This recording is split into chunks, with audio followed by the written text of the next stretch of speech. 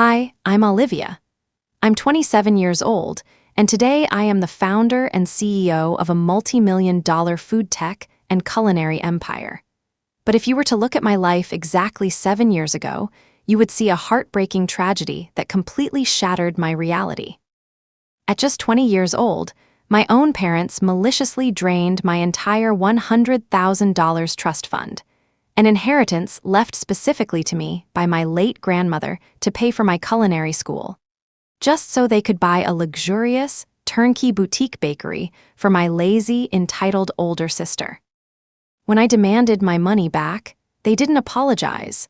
They laughed in my face, told me I lacked the talent to ever succeed in the food industry, and violently kicked me out onto the street with nothing but a battered backpack and my grandmother's recipe book. But don't worry, this isn't a story about defeat.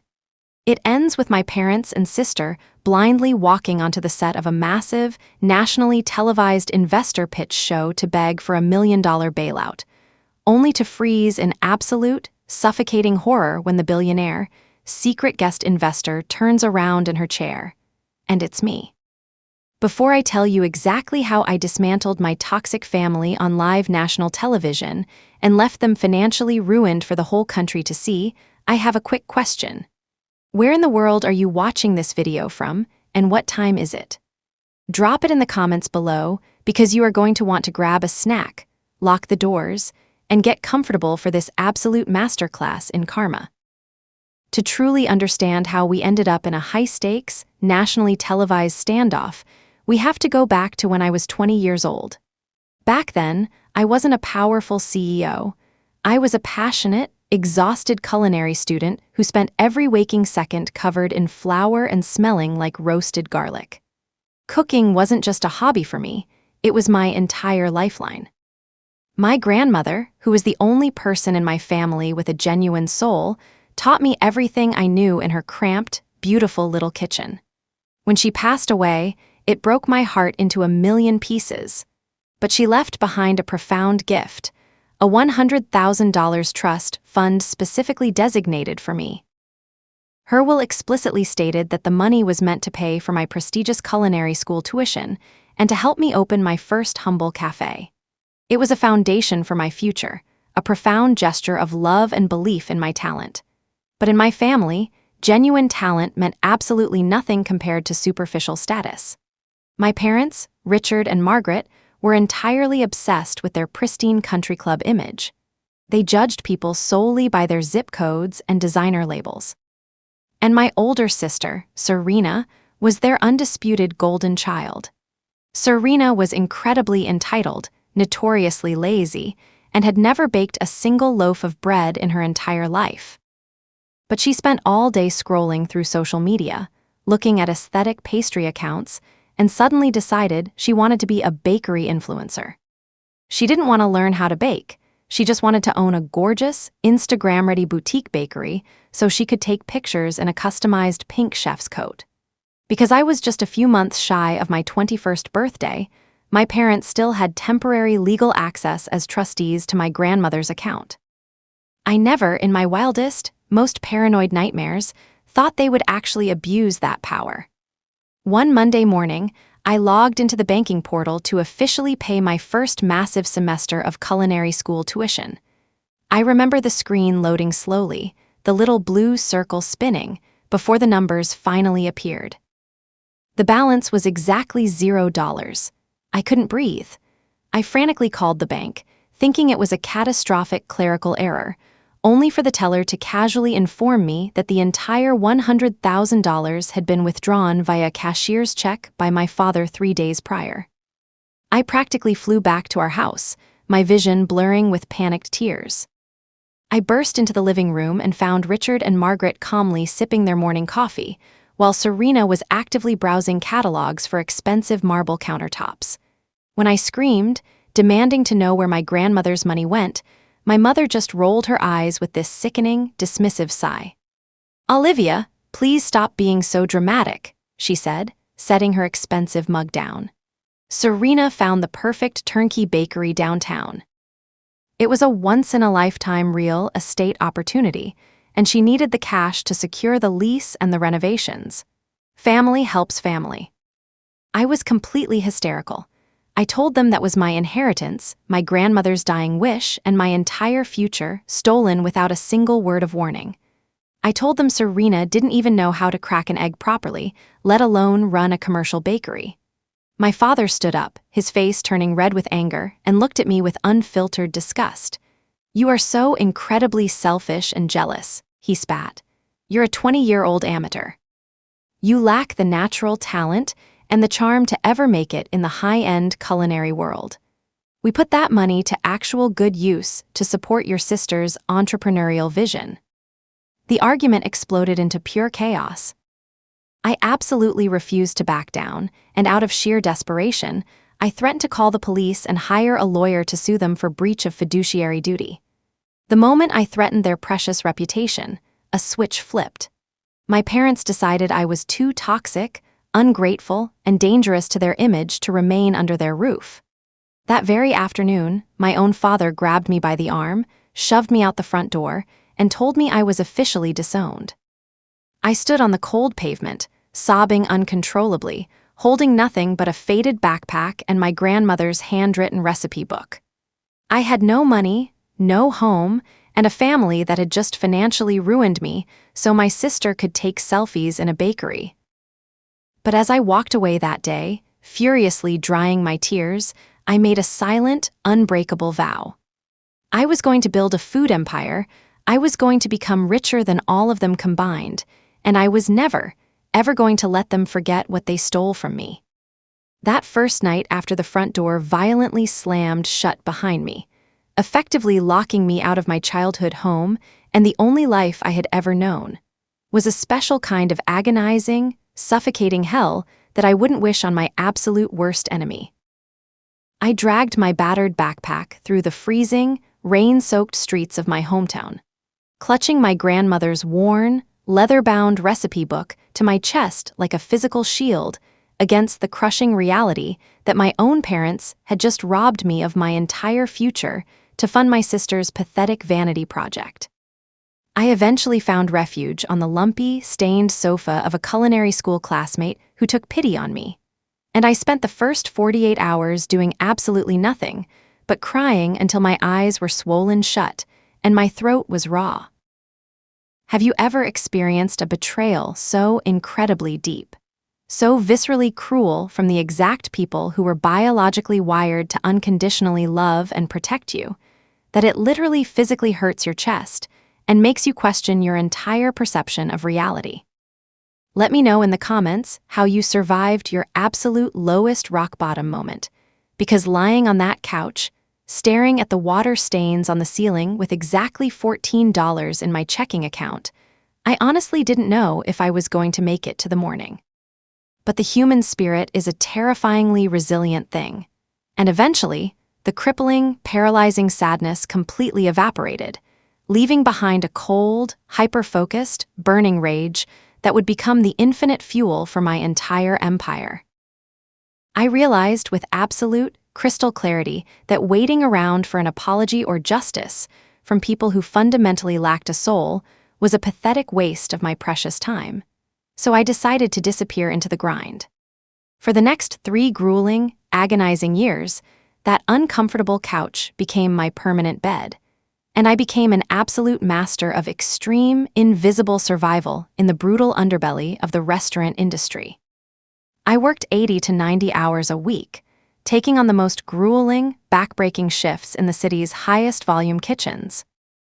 I started as a lowly dishwasher, plunging my hands into scalding, greasy water until my skin was raw, cracked, and constantly bleeding from the harsh industrial bleach, and eventually clawed my way up to a prep cook, chopping onions and butchering meat in claustrophobic, sweltering basement kitchens until my feet practically bled inside my cheap, worn-out non-slip shoes.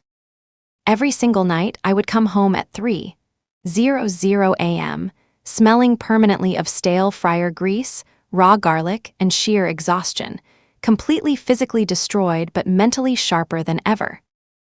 I have to ask you guys right now, and please be brutally honest in the comments. What is the absolute hardest, most physically and mentally exhausting job you have ever worked just to keep a roof over your head?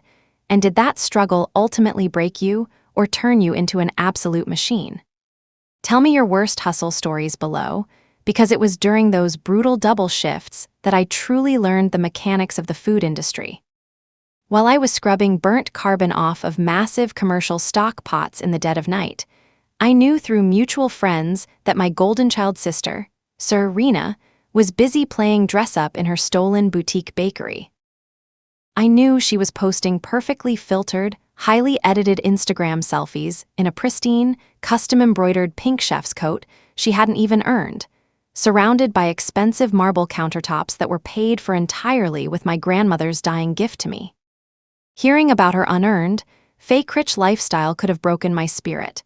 But instead, I used the sickening image of her arrogant, ungrateful face as the ultimate pre-workout for my ambition.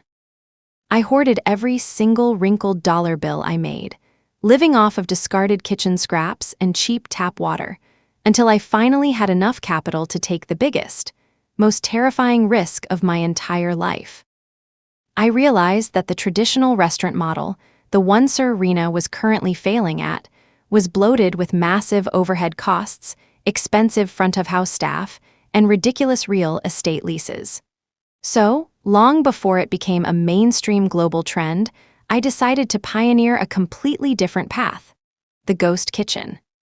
I hunted down a tiny, windowless, severely neglected industrial warehouse space in the absolute worst part of the city, a place so incredibly rundown that the rent was practically pennies.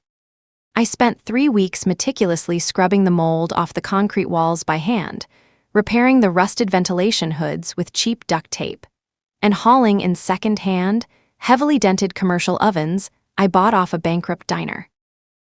I want to pause and ask you guys, have you ever taken a massive, terrifying leap of faith on yourself, putting absolutely everything on the line when absolutely no one else in the world believed in you?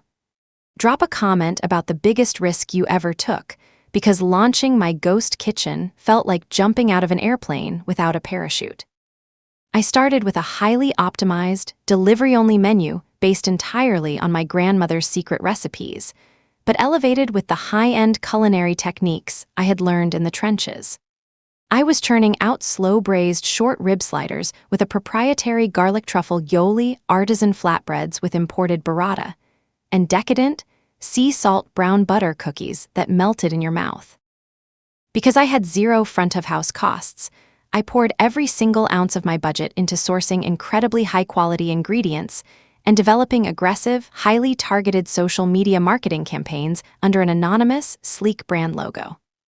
The launch was slow at first, but then, one evening, a massively influential local food critic ordered my short ribs on a whim through a delivery app, and the very next morning, my entire world exploded.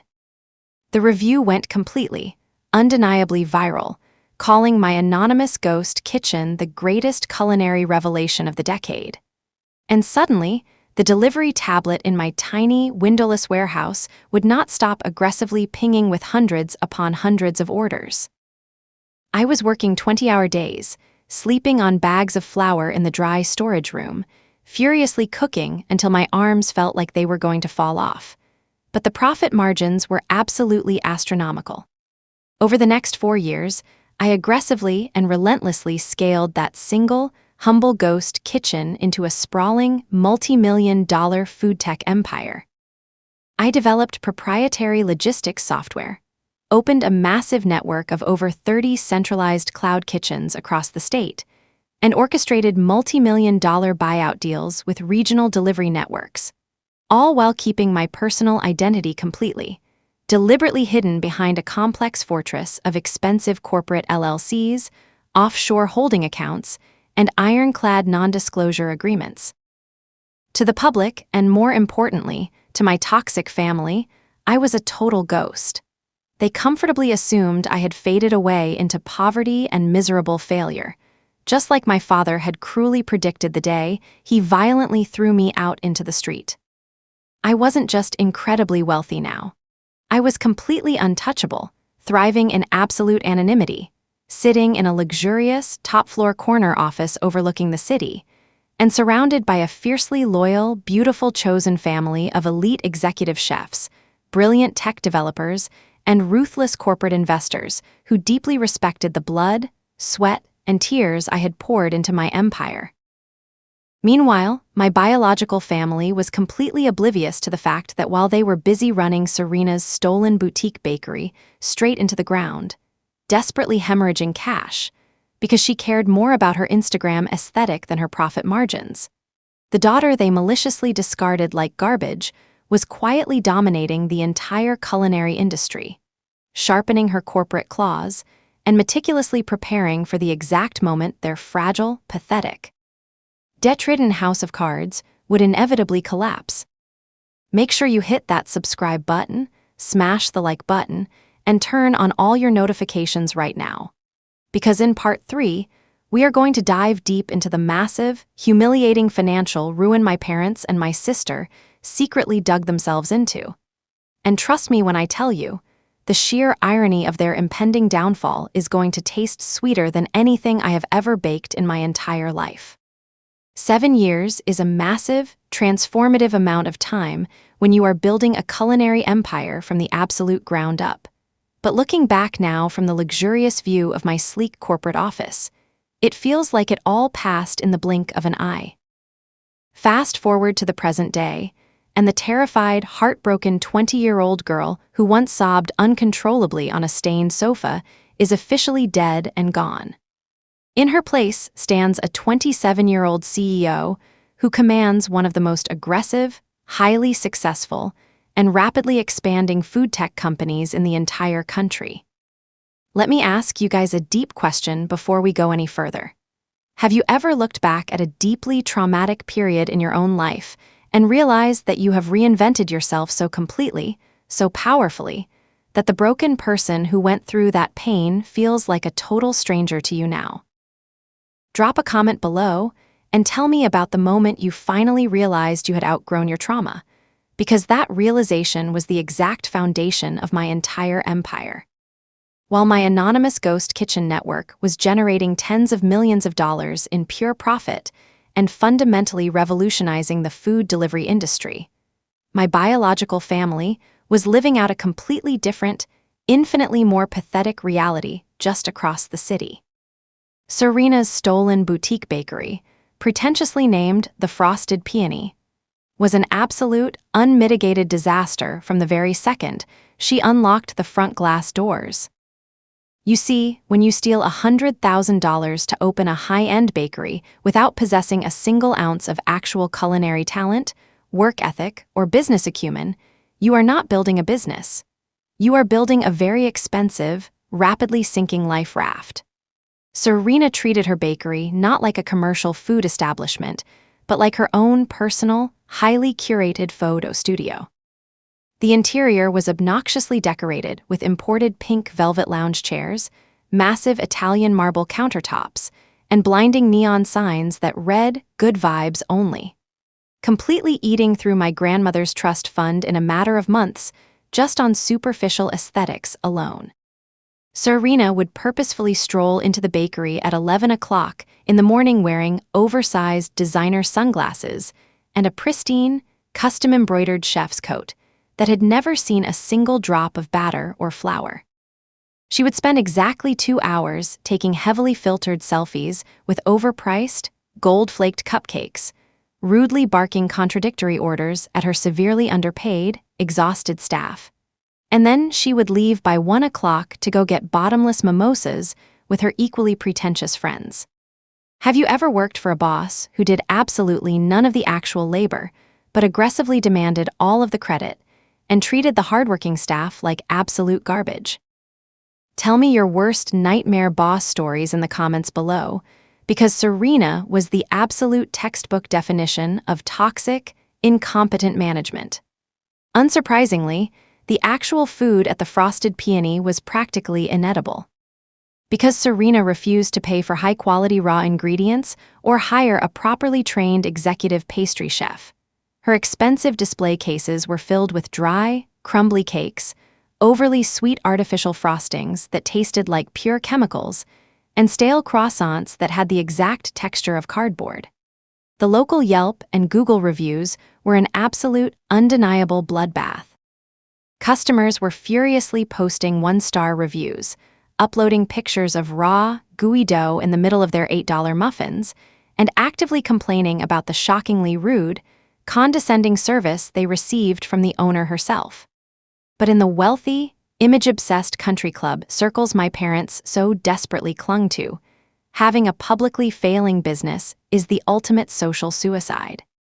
Richard and Margaret were completely, utterly terrified that their wealthy, judgmental friends would find out that their golden child's highly publicized bakery was actually a massive, hemorrhaging financial failure. So, rather than admit defeat, force Serena to actually work a real shift, or simply close the doors and cut their massive losses, my parents did what all extreme narcissists do. They aggressively doubled down on the delusion. To maintain the pristine, flawless illusion of a thriving, wildly successful family business, Richard and Margaret began secretly pumping their own personal retirement savings into the bakery's dying bank accounts. When their liquid savings completely dried up after just a year and a half, they began maxing out multiple high-interest platinum credit cards just to cover Serena's exorbitant commercial rent and her ridiculous personal allowance. They genuinely, arrogantly believed that if they just kept up appearances long enough, the business would magically turn a massive profit, completely blinded by their own toxic pride and absolute financial illiteracy. But the cold, hard mathematics of compound interest and a failing business model never, ever lies. By the time I was celebrating my 27th birthday, overlooking the city skyline in my luxury downtown penthouse, the financial well had completely and utterly run dry. The chickens had finally come home to roost in the most devastating, catastrophic way possible. Richard and Margaret had secretly taken out massive, predatory second and third mortgages on their beautiful, historic family home, completely draining the equity they had built over 3 decades. They were now secretly millions of dollars in severe, crippling debt, completely underwater, and the local bank had officially run out of patience. The Brightred final warning notices were arriving in the Daily Mail. Aggressive commercial debt collectors were ringing their personal phones off the hook at all hours of the day, and the sheer, undeniable panic inside their heavily mortgaged house must have been absolutely deafening. Serena's wealthy, status-obsessed fiancé was already starting to ask very uncomfortable questions about why her credit cards were suddenly declining at luxury boutiques. And Richard and Margaret were rapidly running out of lies to tell to cover their fraudulent tracks. They were on the absolute brink of losing everything they had ever cared about: their massive home, their country club memberships, their fake rich status, and their precious, fragile reputation. And they had absolutely nobody to blame but their own toxic, uncontrollable greed. I watched this entire, glorious train wreck unfold from afar with a cold, calculated, and deeply predatory fascination. I didn't even need to hire a private investigator. Their financial ruin was becoming highly publicized public record, permanently documented in commercial eviction warnings and hilariously brutal online reviews. I have to ask you guys right now, and please be brutally honest.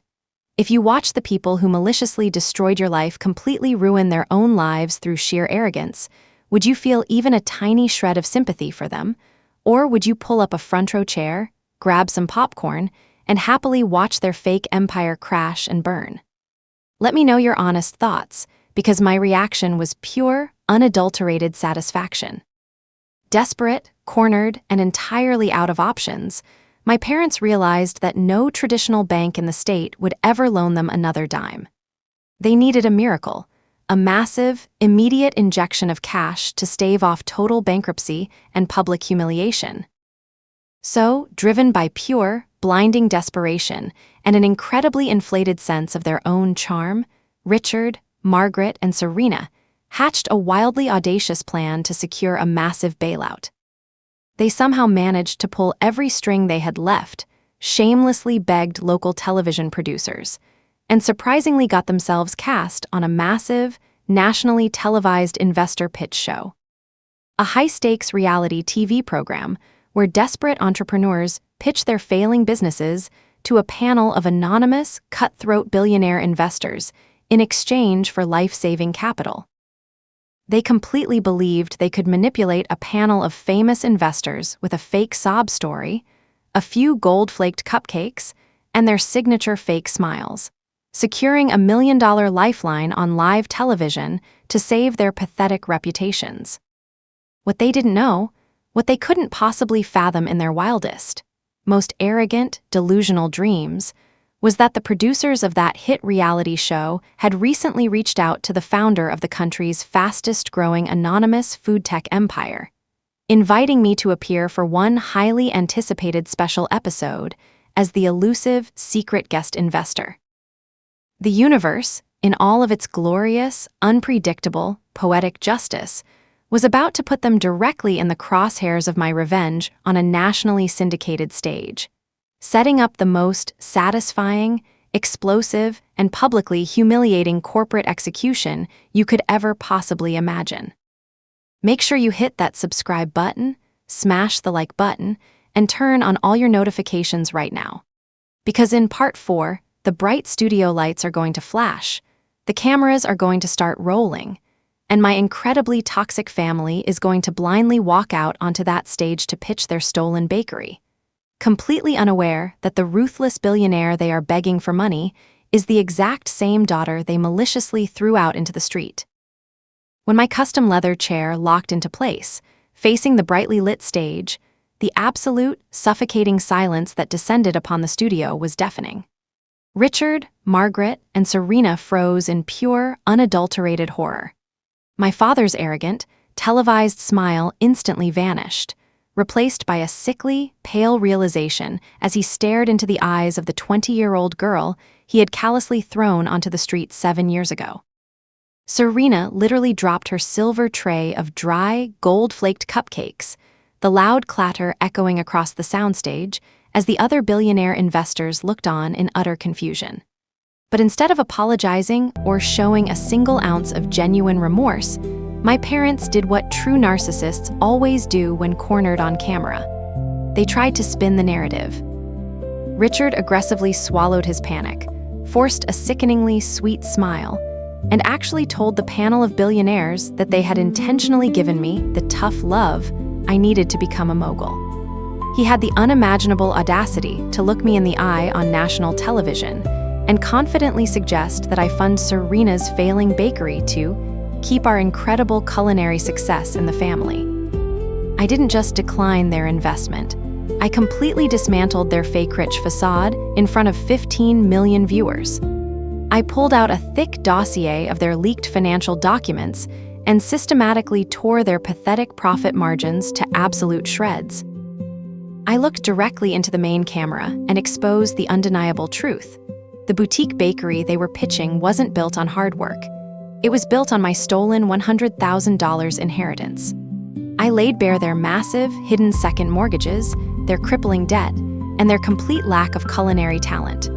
The other investors watched in stunned silence as I delivered the final, devastating blow, rejecting them on live television and leaving them with absolutely no lifeline. In the fallout of the broadcast, their fake empire crumbled entirely. Serena's status-obsessed fiancé left her the moment the episode aired, and my parents were completely ostracized from their beloved country club, finally forced to face the massive bankruptcy they had desperately tried to hide. I walked away from the studio that day completely free, taking the exact amount they stole from me, $100,000, and using it to launch a massive culinary scholarship for underprivileged, hardworking chefs. The best revenge isn't just watching your abusers fall. It's using the bricks they threw at you to build an empire where they are no longer invited. If you have ever been betrayed by the people who were supposed to protect you, or if you've had to make the difficult decision to cut off toxic family members to save your own future, please share your story in the comments below. You are not alone, and your experience might give someone else the courage they need to finally set their own boundaries. If you found this story empowering and want to see more great videos on reclaiming your life, overcoming toxic family dynamics, and building your own success, make sure to hit that subscribe button and turn on the notification bell. I'll see you in the next one.